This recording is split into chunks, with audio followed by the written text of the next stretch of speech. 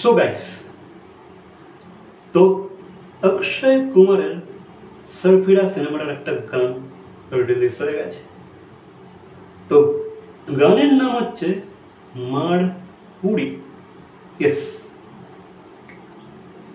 তো গানটা কেমন লাগলো? তো গাইস, এই ধরনের সিনেমায় যেরকম একটা গানের খুবই প্রয়োজন থাকে, এই গানটা কিন্তু সেই প্রয়োজনটা মিটিয়ে দিচ্ছে।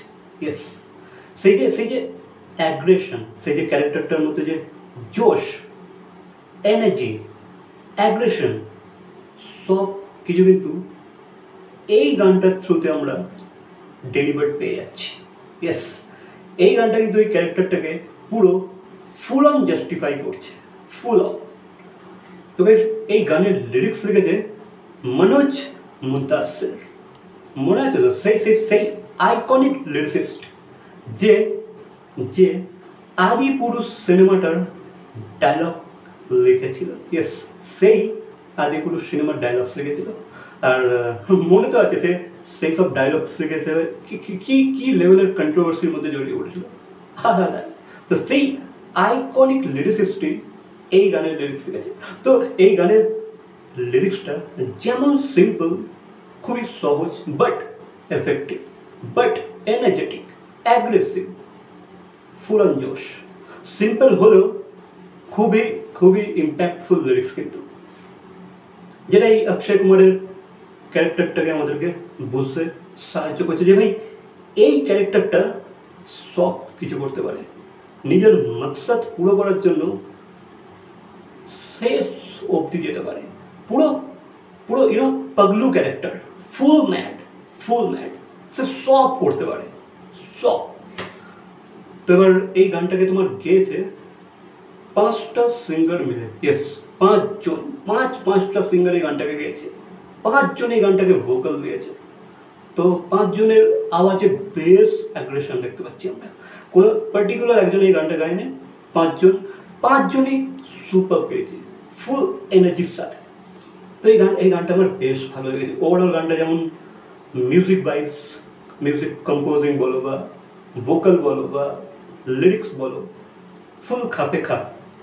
মানে এই এই এই গানটাতে যে আমরা যেমন আমরা ভিজুয়ালি যে ট্রিটমেন্টটা পেয়েছি, যে ভাই মুভি থেকে বেশ কিছু সিনস, বেশ কিছু মুভমেন্টস এই গানেতে কেটে কেটে আমাদেরকে দেখিয়ে দেওয়া হয়েছে, যেগুলো বেশ ভালো লাগছে। যেখানে আমরা দেখতে পাচ্ছি অক্ষয় কুমারের এক্সপ্রেশন, যে ভাই সেই ক্যারেক্টারটা কতটা ম্যাড। দেখো, অক্ষয় কুমার কিন্তু এই ক্যারেক্টারটাকে পুরো জীবন দিয়ে দিয়েছে, পুরো লাইফ দিয়ে দিয়েছে, life. Yes, full full full full full real and র লাগছে।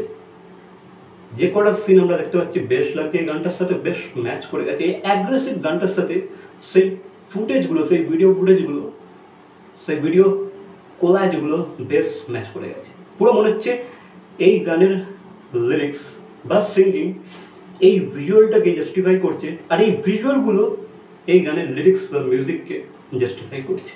ইয়েস, তো পুরো একে অপরের সাথে মিশে একাকার হয়ে গেছে। আমার বেশ লেগেছে গানটা। আমার এখানে একটা জিনিসই ভালো লাগে, সেটা হচ্ছে অক্ষয় কুমার।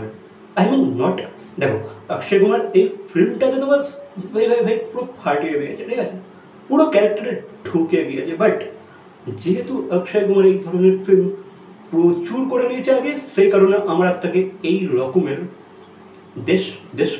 দেশভক্তি ক্যারেক্টারের মধ্যে আমার তাকে আর পছন্দ হচ্ছে না। প্রচুর করে নিয়েছে সে এই ধরনের ক্যারেক্টার। তো সেই কারণেই আমার তাকে একঘেয়ে লাগছে কোথাও না কোথাও গিয়ে। অন্য কাউকে নিলে আমার তবু ভালো লাগতো। বা এই ধরনের মুভিজ কিন্তু প্রচুর হয়ে গেছে, প্রচুর। আর বেশিরভাগ ক্ষেত্রেই আমরা অক্ষয় কুমারকে এই ধরনের মুভিজগুলোতে পাই, আর সেই কারণেই আমার যেন কোথাও না কোথাও গিয়ে একঘেয়ে লাগছে। আর নিতে পারছি না আমি অক্ষয় কুমারকে এই ধরনের মুভিতে। অন্য কিছু করো এবার তুমি। ব্যাস এইটুকুই একটা নেগেটিভ পয়েন্ট। বাকি গানটা তো ব্যাপক হয়েছে।